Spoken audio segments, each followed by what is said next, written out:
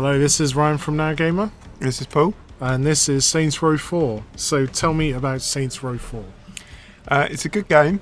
It's not an exceptional game. There's things I like about it, but each of its elements aren't that impressive in of themselves. So the shooting mechanics aren't great, for example. But in this game you've got superpowers, as you can probably see from what's on the screen. So you can run around at super speeds, you can jump up buildings, you can throw fire, you've got super stomp. So that adds a lot of variety to combat. So even though the shooting's not great, that's fine, because you can just play around with the superpowers for a bit, play around with the melee for a bit. Again, with the missions as well, they're not that memorable, they're not amazing, but there's a lot of variety to the missions. It's like every single thing you're describing is 7 out of 10, like every single element. Yeah, well, yeah, I gave it 7.5 because I did have fun playing it. Because your character's beautiful. Yeah, my character is beautiful, that's true. Yeah, I mean, the customization is obviously something that's been big in the series, and there's loads of that. So if you're into it, you can upgrade your cars, your guns, your superpowers, there's all the clothes you can buy. So if you're a completionist, there's loads of that stuff. I know obviously, like, one of the big new things they have is, like you said, the superpowers, the fact you can jump around and do all this kind of stuff. I mean, is it a fun game to explore in that sense?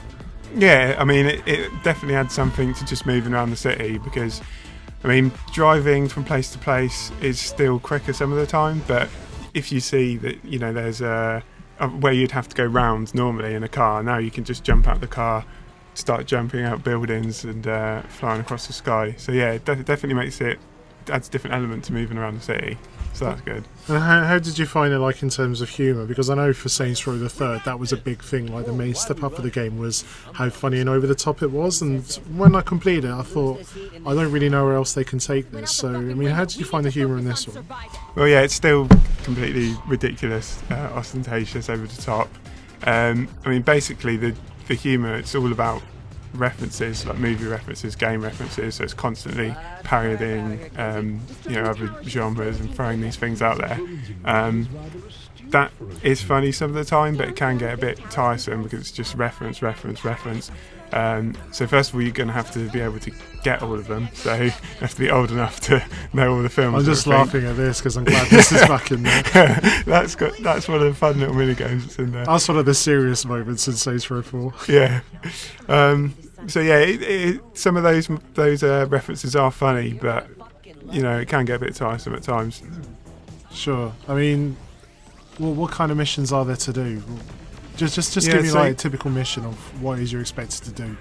Yeah, so a lot of the campaign missions will revolve around defending a point. Christ, what was that? Yeah, a lot of the missions will be defending a point or attacking a point, but there's also loads of like one-offs. So like there's a text adventure mission, there's a mission where you're in a spaceship, which they just do once, and that's good because they're fun to play once, but you wouldn't want to keep doing them.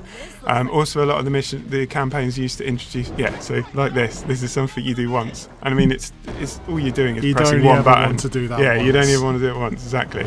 But to do it once is quite fun. And this, I'm guessing, you only do once as well. Yeah, exactly. Stuff like this is really fun to just have a quick shot at. But if they repeated it, it wouldn't be any good. But thankfully, they don't repeat it. Yeah. A lot of the missions are used to introduce you to the different mini games that you can do around the city as well. So like the ragdoll fraud one that we saw earlier in the video. Again, it only makes you do them once in the campaign, but it's just basically saying this is something you can do, and you can go back to that as and when you want. Some of those are weaker than others. Like there were some platforming ones which I didn't really get on with.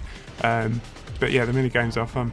So overall, what did you think of this then? I know you said you gave it 7.5, but expand on that a bit. What I said in my review is it's greater than the sum of its parts. So even though there's nothing exceptional about it, it's got so much variety to the missions, to the combat, that you just you can't help but having fun. So there's enough there to enjoy it, and there's plenty of content there to keep you occupied for a long time.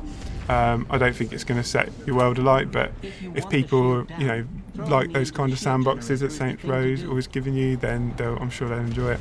And you can play as a beautiful character as you have. Exactly, you can play as a golden mohawked Thing. thing. Yeah.